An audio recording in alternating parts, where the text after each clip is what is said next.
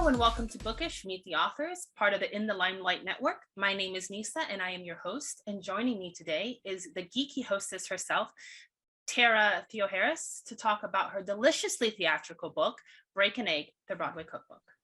Hi, Tara. Hello, how's it going? Good. Thank you for joining me today. So I'm super excited to talk to you because I, of course, am a theater nerd. I live in New York City, close to Broadway. And I thought this book was incredibly perfectly timed because Broadway is back. So yeah, which is very exciting. And I wanted to, so how did this book come to be? Yeah, oh my gosh. So this book is a total passion project of mine. I, as you mentioned, am the geeky hostess. I started this kind of geeky food blog probably about 12 years ago at this point. Wow. It started shortly after I graduated college. I wanted a chance to learn a little bit more about cooking and entertaining and hold myself accountable to it. So I knew if I blogged about it, I would have to continue to update and continue to learn. And being a huge geek, I love creating recipes based off of pop culture properties, like the movies and TV shows I saw, the plays I went to, and had a great time. Oh, no, definitely not. You kind of like, I've retrained myself when I watch media, you find little snippets that like, this can make a great meal, or like, yes, we need to do something in this color, or this potion can be turned into a cocktail. It's a gift at this point, I guess. But it was something that I did for years and years. And I was actually approached by a publisher to create my first book, the Minecrafter's Cookbook, based off of the blog, which was so much fun. It's a family focused book. So all the recipes are things that you can do with your kids that are really into Minecraft. And wow, that was so much fun. I wanted to create a book based off of one of my biggest passions, which is high school. I've been going to plays since I was really little. Love every time I go to New York, I try to catch a show. So it's something that I really wanted to. I want to create this cookbook based off of Broadway musicals. And luckily, the publisher that I talked to is a huge Broadway fan as well, and she was totally on board. So she was able to help make my dream come true. And now I'm holding Break an Egg, the Broadway cookbook, in my hands. And it looks fantastic. I can't wait to try a recipe from it myself. Because again, I'm that nerd who I unlike you, I haven't created a cookbook, but I will read books and be like, oh, I want to find a recipe for this and this, because it's my thing. But so because it's not an easy feat, what does it take to write a cookbook, let alone one that will be inspired by books, movies, TV shows, and theater? Yeah, absolutely. So if you want to create a cookbook, you do not need to be a classically trained chef. You do not need to be an expert in your field. A cookbook is really similar to a research project. You're doing your research, you're trying out the recipes, you're learning from it, you're growing, you're adapting, and then you're writing it down to share with others. For Break an Egg, kind of how the process starts is I took a look at the most popular musicals in the entire history of musicals.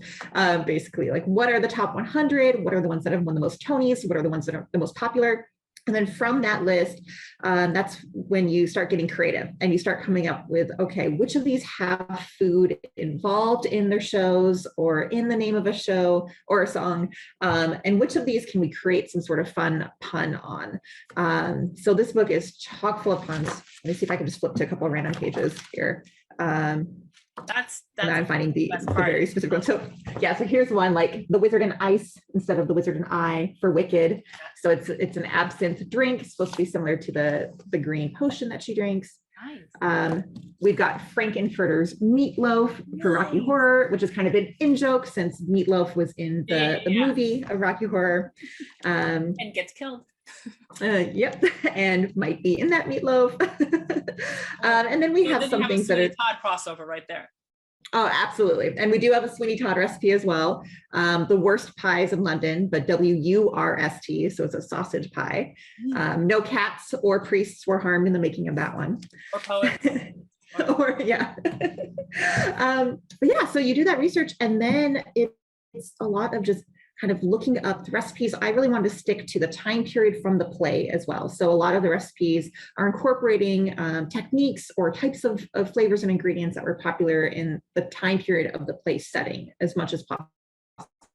So, and then it's about making it, oh, sorry, go for it. no, I was going to say, so it's also like depending on the location too. So it's the time period and the location of where the place is. Absolutely. Absolutely.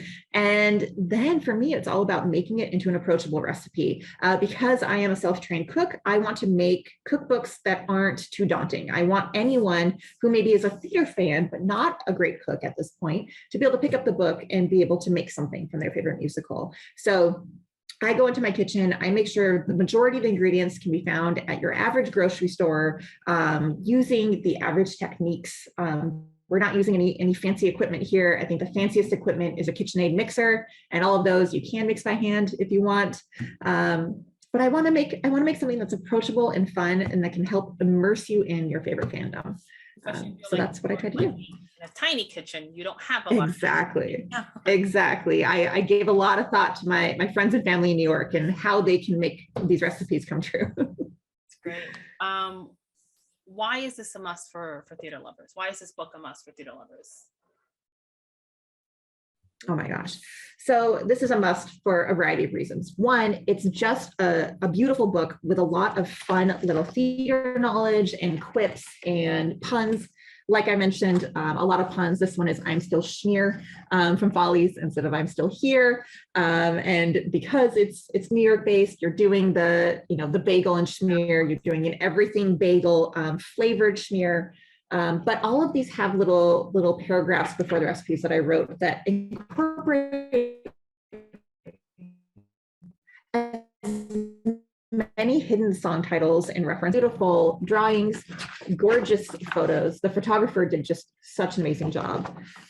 And it gives you a lot of recipes so that way when you are going out to a show, if you don't feel comfortable sitting in a restaurant yet, you can make something at home and you can make a themed recipe before you go to the show. At the very back of the book, we have a couple party ideas, including a matinee brunch. We have a Tony's party. And then we have a cast party. So if you are like me and you are a hardcore, high school theater nerd, you're in all of the shows and you want to put together a fun party after one of your shows wrap, there's some ideas here for that. That would have been great for anyone who wanted to do a Hamilton themed party when the show came out. On Exactly. Exactly. And for Hamilton, and I actually made some of these for that when the show came out myself. The Hamilton recipe in this is a variety of cocktails. It's Hamilton's shots. There's a cocktail for each of the main characters. So it's dangerous if you make them all. yeah, I can see that. Very fun. I can see that being a dangerous thing. I tried doing a Hamilton inspired recipe because I was for something, but I couldn't think of anything. So I did a cookie Saint-Jacques because of Lafayette being French. Ooh, so love it. That's amazing. Well, that works. He's French. I was going to try to attempt to make ice cream because Thomas Jefferson brought ice cream to the US. Yes. I don't have an ice cream maker. Never mind. No, you're like, you can buy a pint for $2. You don't need. Yeah.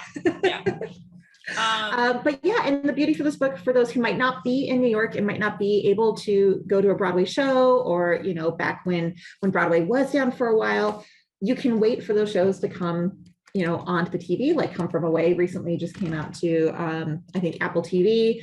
So you can sit, you can make the Newfoundland Toutons, you can watch Come From Away, and you can feel almost like you're back in the theater. You can give yourself that immersive experience. So I have a question. If you were going to make a recipe now based off of the newer shows that are out, which one would you want to make the recipe for? Ooh, that's a really great question. Let's see, I'm trying to think of some of the newer I know ones. 6. I think I was going to say 6 would be super, super interesting. I'm not sure what I would do for that. For Moulin Rouge, we do have Lady Marmalade. Yeah. In the book, a little bit more based off the movie, but they do incorporate Lady Marmalade into the Broadway show. As far as other recent ones, Hadestown, we have a cocktail. Yep, we have a cocktail for that one. And that one is, I believe that one made it into the book. I want to say it's about Sunshine. What's your favorite recipe? Oh man.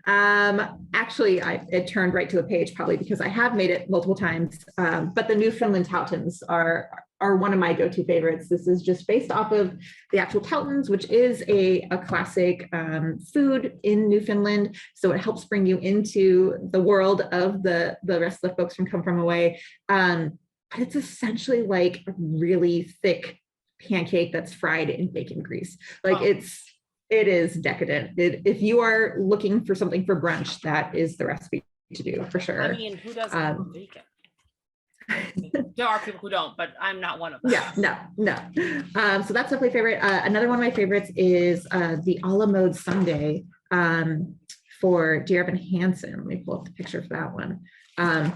But for this one, I took the idea of that perfect day that Evan imagines, spoilers, and the activities that he claims that they do. So going to the apple orchard, going to stop for a scoop at a la mode.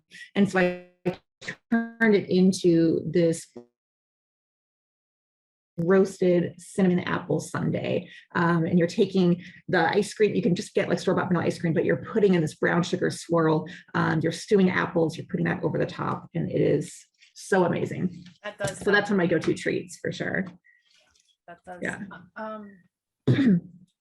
Now, where can people find you and your book? Yeah, so the book can be found anywhere that books are sold. And you can find me pretty much anywhere online. I am Tara Theoharis on Facebook, on TikTok, I believe, on Twitter. I'm still working on switching over the Instagram. So the Instagram, you can still find me on Geeky Tara, GeekyTara. And then the full name is Tara Theoharis. It's TaraTheoharis. But if you look up Break an Egg Cookbook, you'll probably find me anyway. I'm posting about it too, right? As much as I can. What was that? You also have a website, right? Yes, also TaraTheoharis.com. Thank you. It's a lot, but and now you also, what is your most recent book? Because this one came out last year, but I just thought it was so appropriate because of Broadway comes back. Now Broadway's back. Yeah, exactly. So this came out about a year ago. But most recently, just about a month ago, my most recent book is the Tomb Raider Official Cookbook and Travel Guide. So same publishers that did Break an Egg wanted to bring you on board for another project. This is the officially licensed Tomb Raider, which is a huge deal for me to get to work on. It's such an amazing property. And the fun thing about this cookbook is it's a little bit less creative and punny as some of the other fandom cookbooks out there, because they really wanted to focus on the locations that Lara Croft has visited in the games and really give respect and honor to those locations. So this is inspired by the games, not the movies, right? Exactly. Yeah. So it's inspired by the games. So you'll see a lot of game footage. Of course, now I'm only seeing recipe photos, but you'll see, screenshots of the game as you go through. There's information on each location she's visited and what you should do if you go there as a tourist. Oh, that's cool. And then interspersed is all the different recipes from each of those locations as well.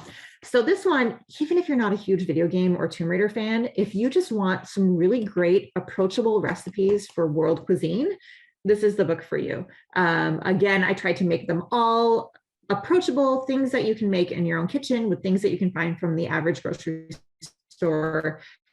One of my favorite recipes, I'm actually doing this for a cooking class tomorrow, is the Spanakopita, which is for Greece. I love those. We did a really fun spiral. Yeah, and this spiral version is kind of how you'll see them in Greece more often in the bakeries than instead of the small triangles that you see around the US. And my in-laws are Greek. My father-in-law is from Greece, and he told me that this Spanakopita was the best one he'd ever had. Oh, wow, that's a compliment. And I'm telling everyone that because I'm like, I'm never going to get a better compliment. That's an amazing compliment. And are you working anything else now? Anything new now? There are a couple in the works, but nothing that can be announced at this point. But I'll definitely update people on my social media when I do have another one. I'll update on my website as well. And even if you just want to chat about the books, find me on social, reach out. I love to nerd out about the Broadway musicals and the things that are coming up. And if you are working on a recipe and you don't really know what something means or you have a question, feel free to reach out. I'm happy to help however I can. That is great. Well, thank you, Tara. It was so nice meeting you. It was lovely having you on the show, and I wish you continued success. Thank you. Thank you everyone for joining me, and see you next time on In the Bookish Meet the Author. Bye-bye for now.